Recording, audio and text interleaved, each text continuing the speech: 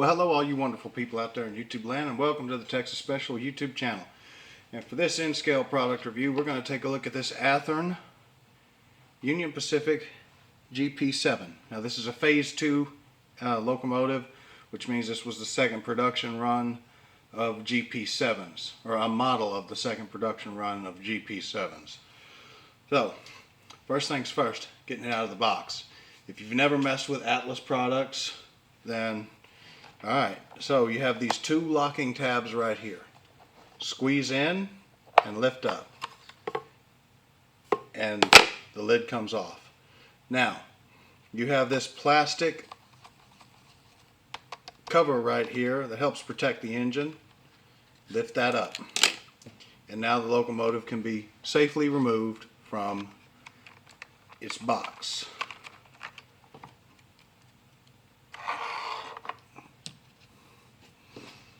Alright, now this is a DC model. There is no DCC on board. That's likely not to change. It does have 8-wheel drive and electrical pickup, so there is traction and electrical pickup throughout the entire wheelbase of the locomotive. The engine features Atlas's Accumate couplers, the in-scale versions, very similar to Microtrain's Magnamatic couplers. I will admit that the in-scale version of Atlas's Accumate couplers are much better than the HO scale version. The engine has a very nicely done paint job. All of the lettering is legible. You have the Serves All the West slogan here on the cab in the correct spot.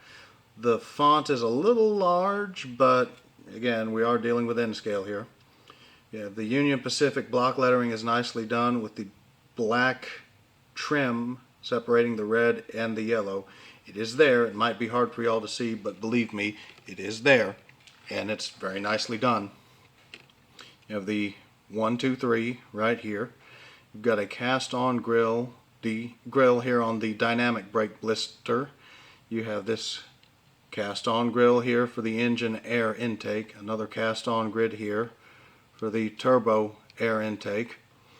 All of the hood doors, long hood doors with the latching and hinge detail is there, cast onto the body. Of course, you have all your battery box covers and whatnot, all your hatches here. The yellow paint is a little thin in the areas where the latches are molded onto the body, and also across the vents here just below the cab. Other than that, I couldn't find any obvious or apparent defects in the paint. You do have a single chime air horn, which is prototypically correct.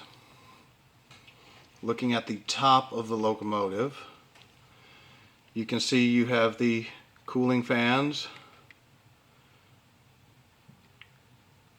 dynamic brake fan, the prototypically correct 2 exhaust stacks. You have these 2 fans here.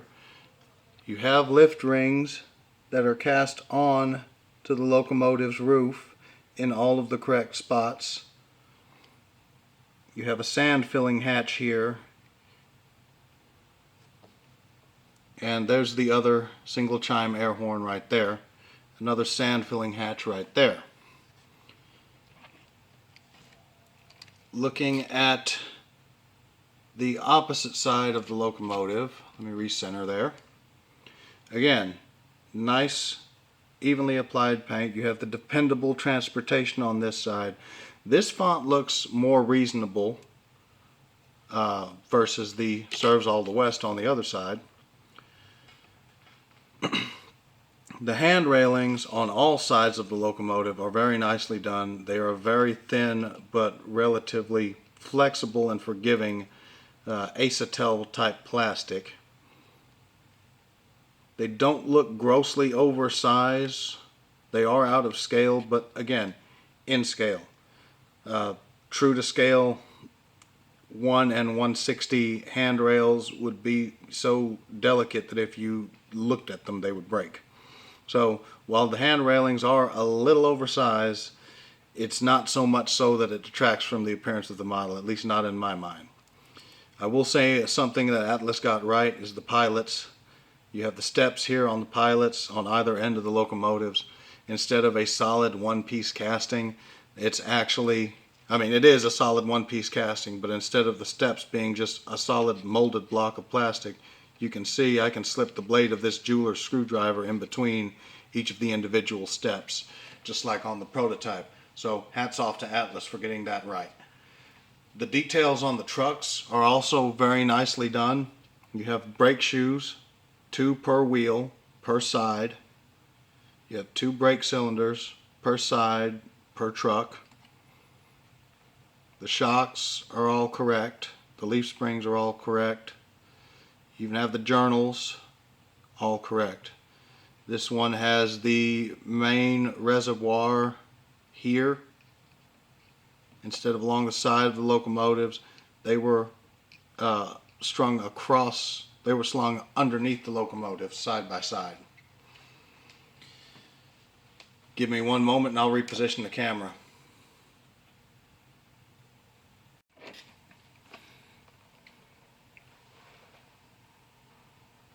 Alright, looking at the front of the locomotive, we can see there is a crossover platform right here that's molded onto the handrail casting.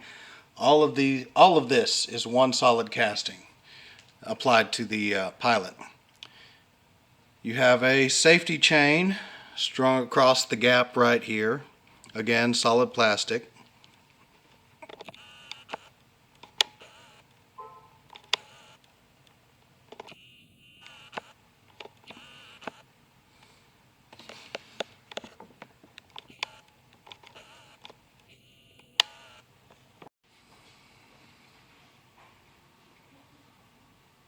Alright, let's try this again now that I'm done fighting with my camera. We have some cast on grab irons here, and I apologize, this is really the best I can get out of this freaking camera. You have a nicely, could be a little nicer done Union Pacific shield here, centered on the nose of the locomotive. You have the headlights and number boards, which are directional and both illuminate. You've got some MU hose detail molded onto the pilot of the locomotive, and you have the footboard for the brakeman.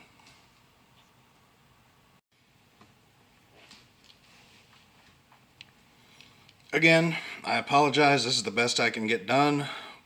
You have a chance of maybe possibly being able to make out stuff.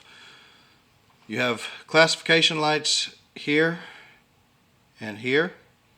Again, number boards, headlights, and you have grab irons that extend the full height, all cast on to the rear of the locomotive, as well as a cast on handbrake.